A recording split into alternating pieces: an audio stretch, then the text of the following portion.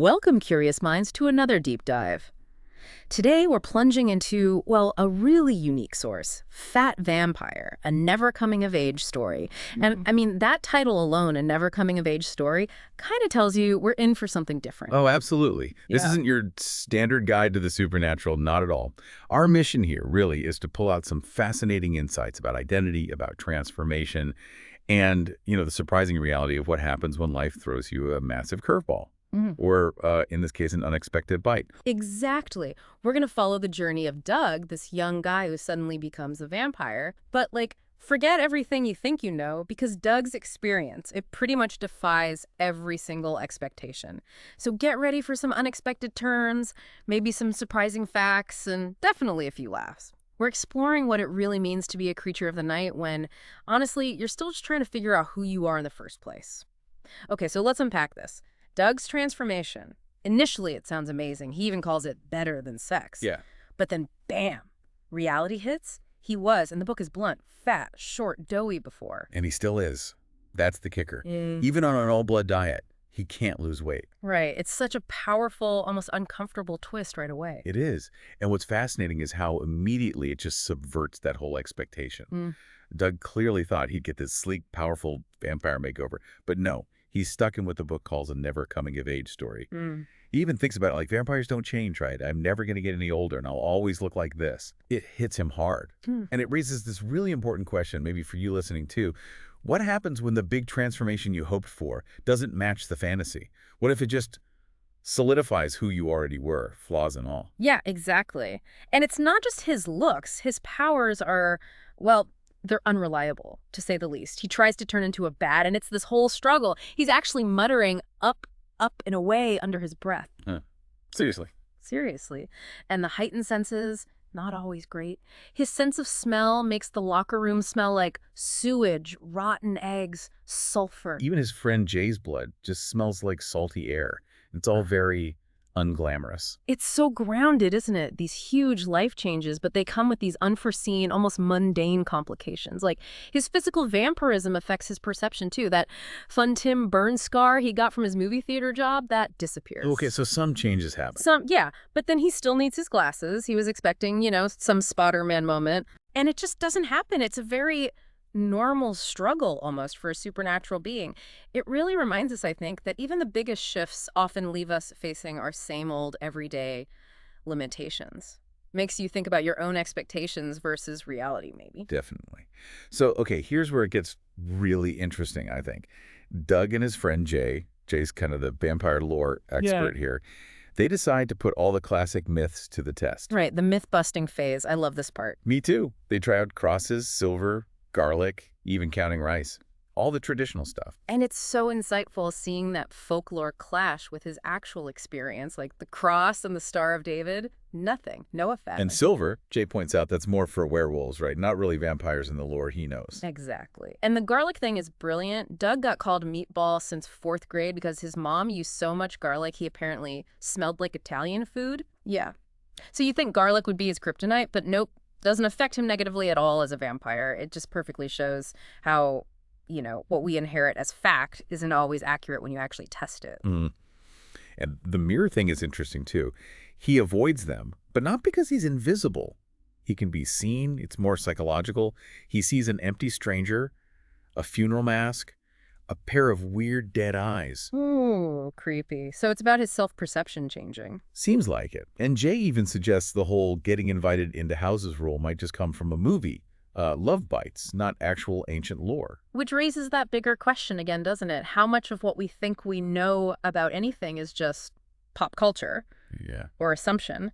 And then Stephen David, this ancient vampire who becomes Doug's mentor, he really hammers this home. Right, Stephen. Stephen says that rules don't change all the time. He even says his own appearance changed over centuries. He used to look like a monstrous tick, apparently. Oh. Yeah.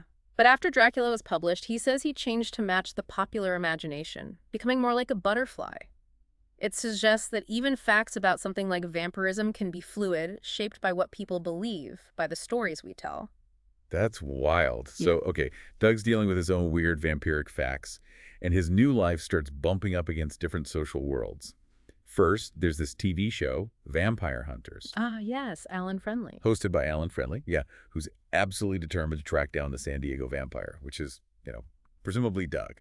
And that show is such a great commentary on sensationalist media, isn't it? Mhm. Alan Friendly's whole hunt is based on the flimsiest evidence, like a party girl's generous description, some grainy Panda TV, webcam footage, security tapes. Basically nothing concrete. Nothing. And his applied sciences genius might create this stake-o-matic weapon, but it seems pretty clear it's designed more for swag and licensing possibilities than, actually slaying vampires. It's all about the show, the brand. Exactly. It's a really sharp look at how narratives get manufactured and amplified, often just for commercial gain, truth optional. Meanwhile, Doug's also navigating, actual high school, and he has this realization about social dynamics there. He thinks that for the unbeautiful, the less popular kids like him, humor is almost a kind of weakness. Interesting take. How so? Well, a way to gain control or make them laugh despite themselves. It's a tool.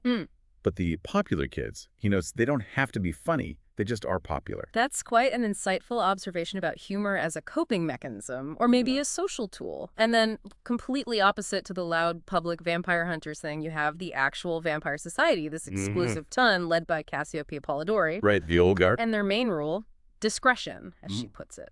First rule of Fight Club, you do not talk about Fight Club. Oh. It's such a stark contrast, right? The sensationalized meteor world versus this secret, ancient, rule-bound society.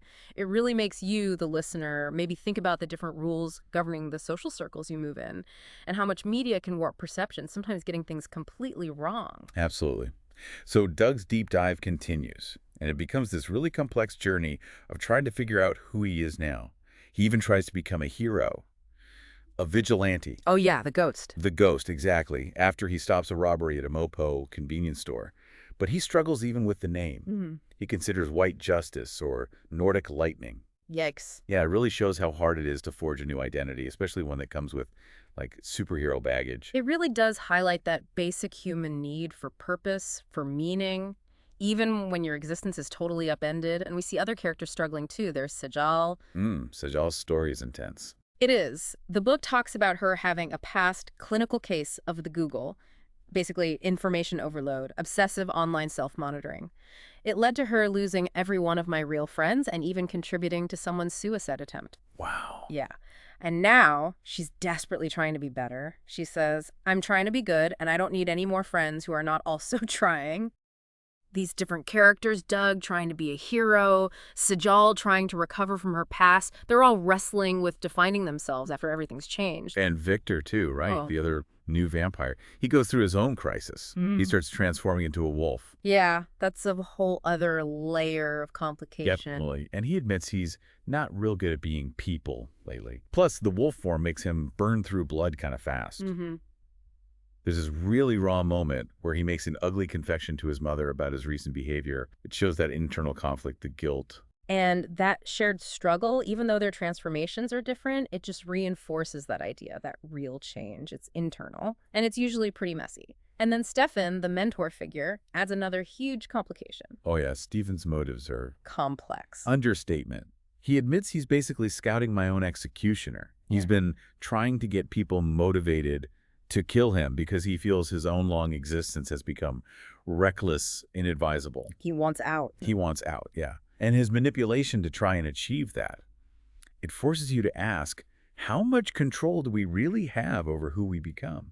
Especially when there are these external forces or even deep internal urges pushing us in ways we didn't expect. And it all kind of comes to a head in this dramatic confrontation. Doug thinks Victor attacked Jay, so he goes after him. Right, seeking revenge. Only to find out Stefan set the whole thing up to provoke his own death. And in the end, after this big dramatic fall, Doug, Victor, and Stefan are all basically down for the count. Wow. What an incredible deep dive that was, just into the messy, unexpected realities of transformation. Doug's whole journey really reminds us that life's biggest changes, they aren't always glamorous. And power, whatever form it takes, It definitely doesn't come with an instruction manual. No, it certainly doesn't. We've seen these characters grappling with what's real versus what's just in their heads, or in pop culture. Yeah. We saw the massive influence of public perception, how stories get twisted, and just that constant, often really messy struggle to define yourself when your actual nature has been fundamentally changed. It really does raise a core question for all of us, I think. So maybe for you, the listener, think about this. What are the origin stories you tell about yourself? Or even about the challenges and transformations in your own life?